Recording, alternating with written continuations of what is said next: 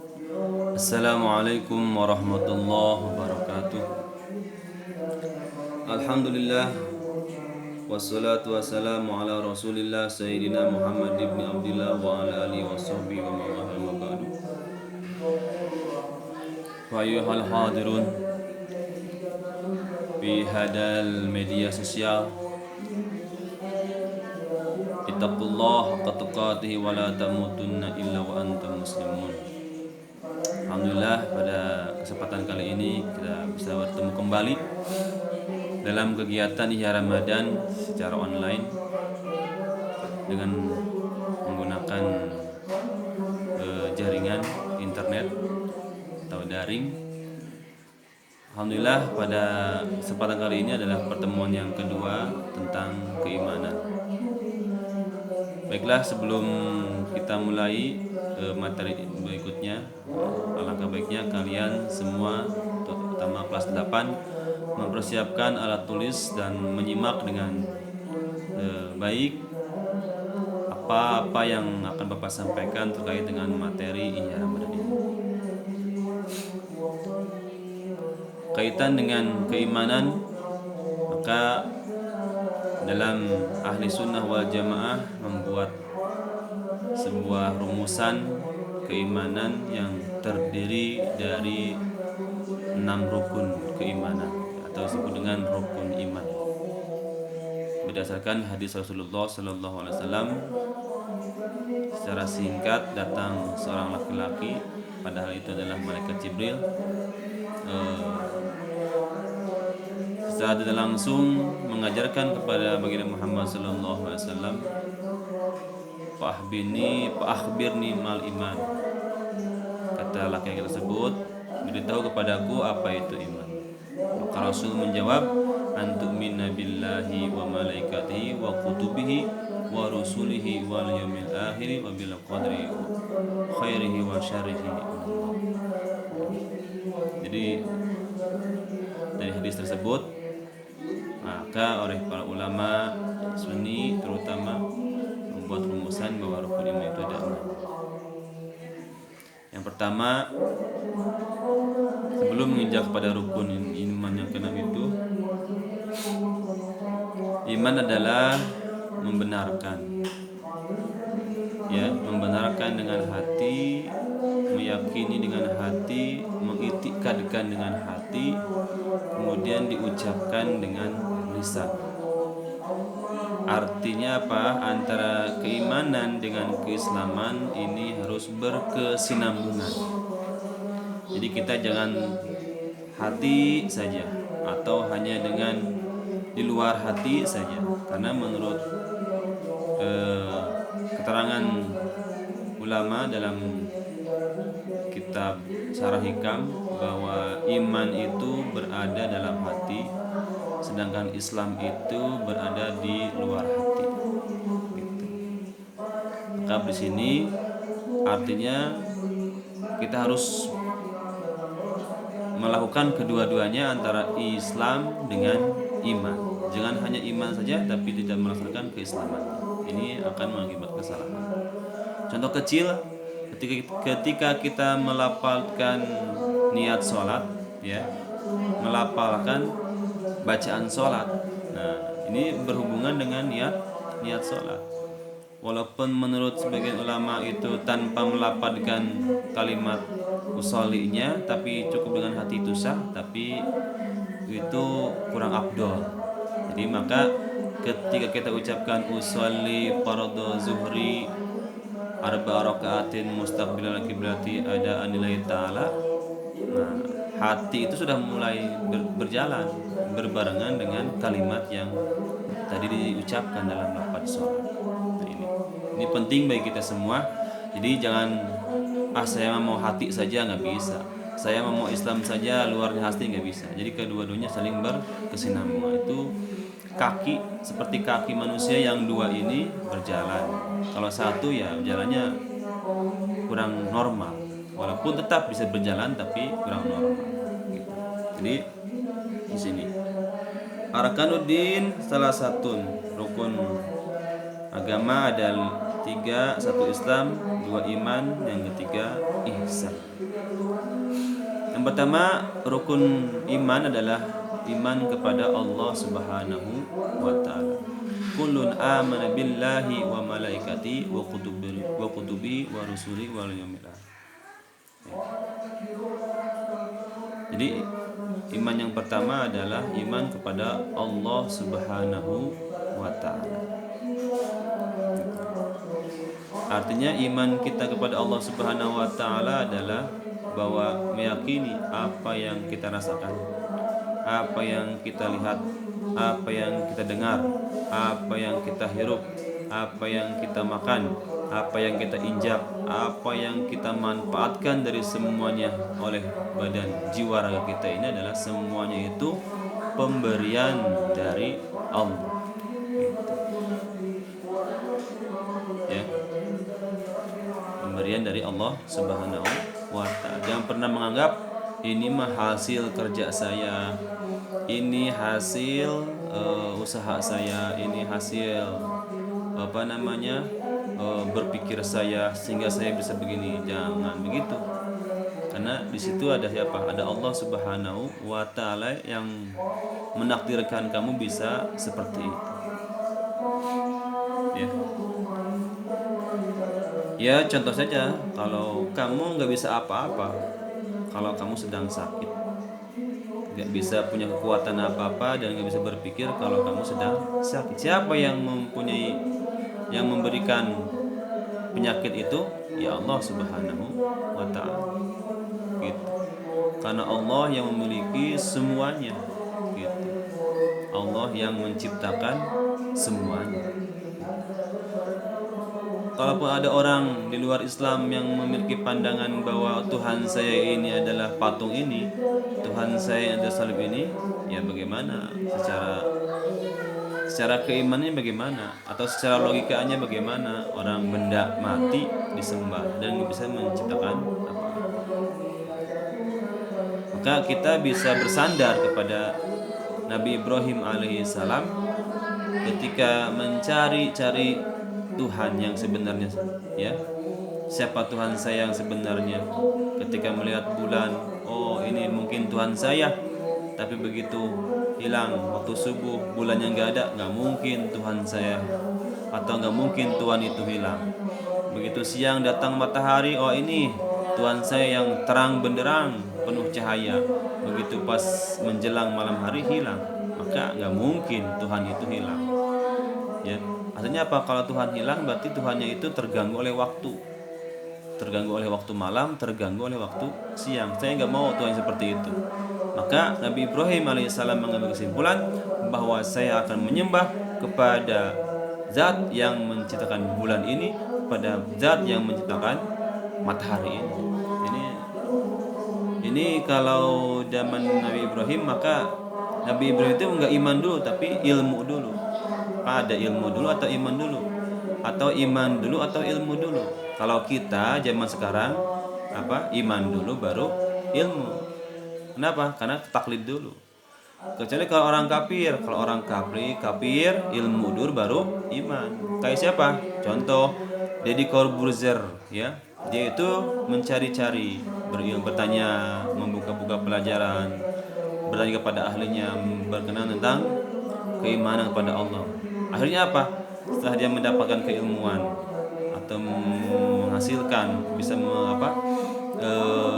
didapati keilmuan tentang keimanan atau tentang Islam, maka dia bersyahadat iman kepada Allah Subhanahu wa taala. Tapi kalau orang yang sudah keluarganya atau turunan orang yang beriman, ya kita tinggal ikut saja.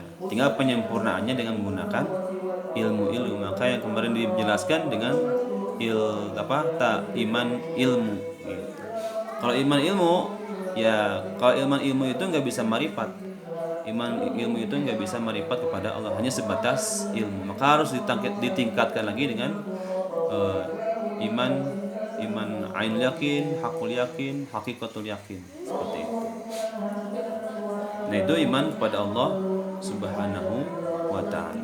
Ini kalau kita sampai tidak iman kepada Allah Subhanahu wa taala, maka bahaya besar bagi kita orang yang menyebutkan atau yang mengaku dirinya sebagai orang yang Islam. Jadi dalam hati kita yakin bahwa semuanya ini adalah sudah ada dalam skenario Allah. Mau apapun kejadian kita, mau seperti apapun hidup kita, mau seperti apa cita-cita kita, mau apa seperti rezeki kita, jodoh kita, semuanya itu sudah ada yang ngatur, yaitu Allah Subhanahu wa taala. Maka kalau sudah kembali kepada Allah Subhanahu wa taala, harus manusia itu sadar bahwa saya ini adalah dalam pengawasan, dalam lindungan, dalam pantauan Allah Subhanahu wa taala. Jangan menentang. Kalaupun kamu menentang, saya nggak mau Tuhannya Allah, pokoknya mau Tuhan yang lain, ya kata Allah, kamu harus pergi dari tempat yang bukan ciptaanku. Kamu mau lari kemana? Mau lari ke bulan, itu masih ciptaan Allah. Mau lari ke planet Pluto, Jupiter, Mars dan sebagainya, itu juga ciptaan Allah. Saya mau kemana? Ya nggak bisa. Kamu nggak bisa terlepas, kita nggak bisa terlepas dari cengkraman Allah Subhanahu wa taala. Maka dengan itu kita harus meyakinkan dengan sadar, harus mengitikadkan dengan sadar bahwa Tuhan saya adalah Allah Subhanahu wa taala, pangeran saya adalah Allah Subhanahu wa taala. Gitu. Menerima apa yang terjadi pada diri kita yang telah Allah takdirkan. Nah, itu utama bagi kita, iman kepada Allah. Maka dalam surat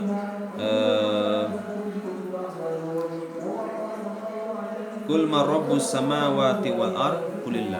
Qul man rabbus samawati wal ard qulillah. Katakanlah wahai Muhammad, siapakah yang mengurus atau menciptakan langit dan bumi? Katakanlah oleh Muhammad, Allahu Allah. Jadi Tuhan kita adalah Allah Subhanahu wa taala.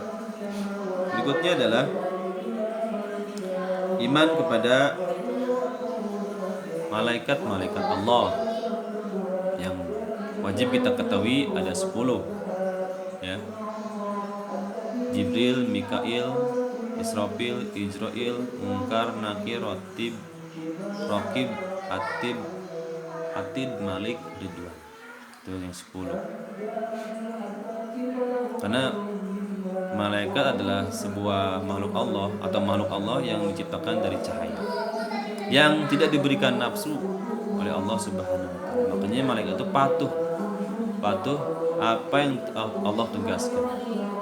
Kata Allah sujud, sampai hari kiamat malaikat itu sujud. Kata Allah ruku. Kata Allah turunkan hujan. Nah, sebagai semua patuh, malaikat tidak punya nafsu. Gitu ya. Jadi mengapa? Karena malaikat adalah pesuruh Allah, atau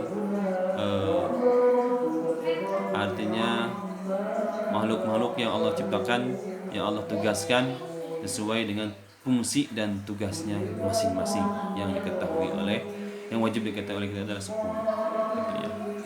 Kalau kita melihat ya, ada globe yang dipangku oleh seseorang itu dalam patungnya, itu sebenarnya perumpamaan bahwa malaikat aras itu, malaikat yang memegang aras itu ya seperti itu. Jadi ada malaikat yang ditugaskan oleh Allah untuk menopang aras, maka disebut adalah malaikat aras. Ya, semuanya ada. Ya, semua yang Allah ciptakan, masing-masing Allah mengutus para malaikat. Dunianya ada yang megang. Bahkan kita pun ada yang Allah utus, yaitu malaikat Raqib dan Atid, untuk menugaskan apa yang dilakukan oleh kita sebagai manusia. Itu ada tugasnya. Maka kita harus percaya bahwa ada yang namanya malaikat. Gitu. Malaikat ya, terbuat dari cahaya. Sebagai diberikan tugas ya untuk berjalannya kehidupan makhluk-makhluk yang ada di seluruh alam semesta ini. Mungkin saja bukan hanya manusia, makhluk-makhluk yang lain itu ada juga malaikat yang memegang. Cuma kita nggak tahu. Yang kita tahu hanya malaikat itu ngurusin kita. Malaikat itu ngawasin kita yang kita tahu. Malaikat itu menyampaikan wahyu kepada Nabi Muhammad sallallahu alaihi wasallam. Yang berikutnya adalah iman kepada kitab Allah. Yang utama adalah Al-Qur'an. Kita harus iman kepada Al-Qur'an. Al-Qur'an ini pokok ya. Al-Qur'an ini adalah kalamullah gitu. Jadi satu-satunya benda, bukan benda, satu-satunya zat yang bisa kita lihat, tetapi itu bukan barang yang baru, tapi itu adalah qadim, ya, kalamullah gitu. Kalamullah namanya juga kalamullah, berarti disambungkan dengan Allah. Kalau kalamullahnya hadis, ya berarti kalamullah itu palsu. Tapi karena kalamullah ini qadim, ya, dari Allah Subhanahu wa taala, maka Al-Qur'an ini bukan hadis, bukan baru, tapi Al-Qur'an ini adalah qadim, terdahulu, lebih terdahulu gitu, ya. Maka kalau begitu, ya kita selaku Ahlussunnah wal Jamaah harus mengagungkan yang namanya Al-Qur'an gitu. Kita agungkan Al-Qur'an. Agungan dari sisi apa? Etikanya, mempelajarinya, memaknai, menafsirkannya, kemudian sejatinya makna seperti apa dalam Al-Qur'an itu kita buka. Karena Al-Qur'an ini adalah sebagai pedoman hidup manusia, pegangan hidup agar selamat. Kamu ini kan ditransitkan oleh Allah Subhanahu wa taala ke alam dunia untuk menjelang. Kenapa nggak langsung ke surga? Ya, kamu punya amal apa? Punya tebusan apa kalau kamu masuk surga? Kalau mau langsung ke surga, nggak usah ke dunia. Gini, kita diciptakan oleh Allah Subhanahu wa taala langsung ke surga. Umpamanya nih, punya tebusan apa kamu? Punya kehebatan apa? Punya amal apa? Gitu. Langsung kamu masuk ke surga. Nah, berarti harus apa? Manusia, namanya manusia diberikan oleh Allah akal, kemudian hati, pikiran dan nafsunya. Ya maka kamu harus transit dulu, harus berusaha dulu, harus berjuang dulu. Nah, agar apa? Kamu mendapatkan surga.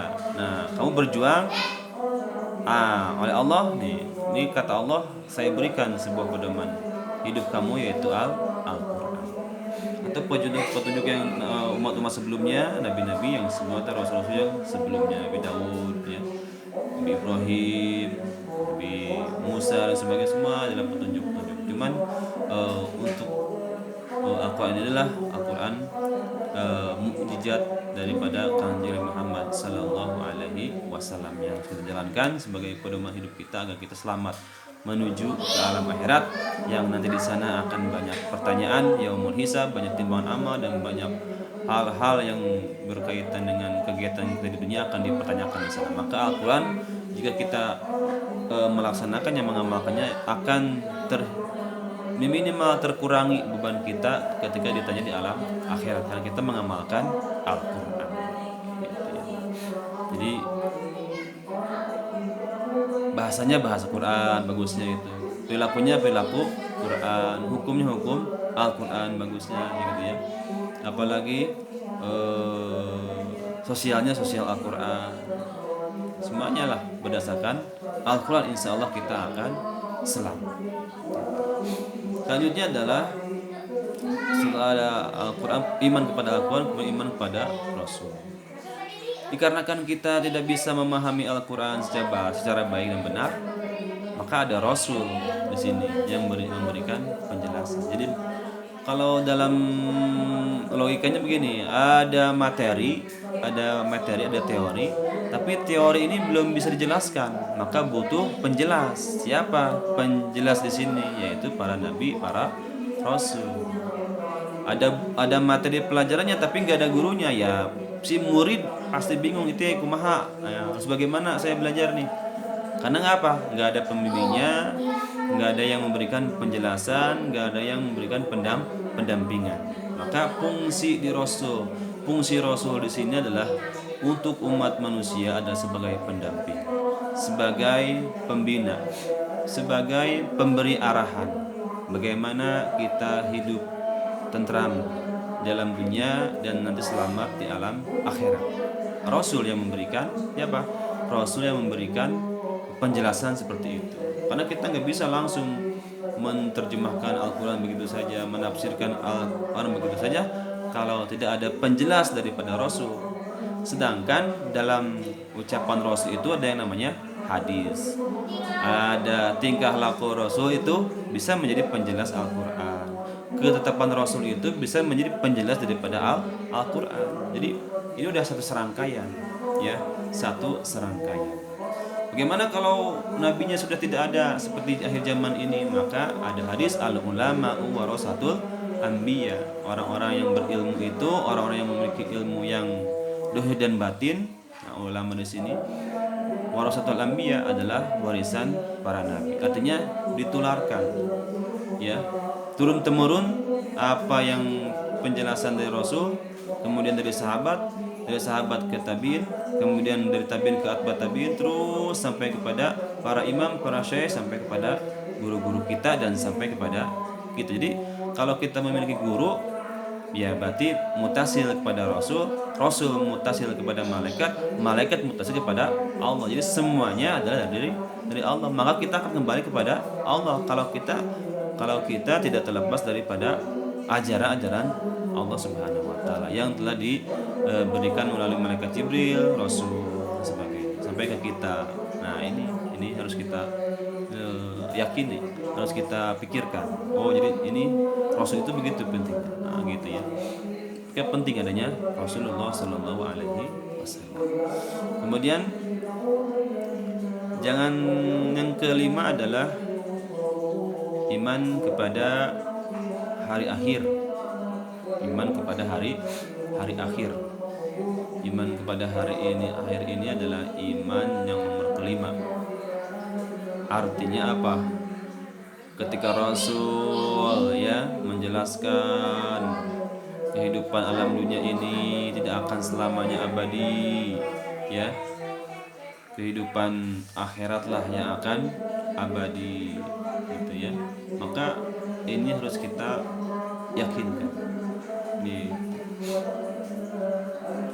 Walal akhiratu khairu wa abqa. Ya, kehidupan akhirat itu yang lebih. Jadi kita namanya transit nggak akan selamanya di dunia ini, pasti akan dipindahkan oleh Allah. Cuman masalahnya nanti pas kita transit selamat atau tidak di sana.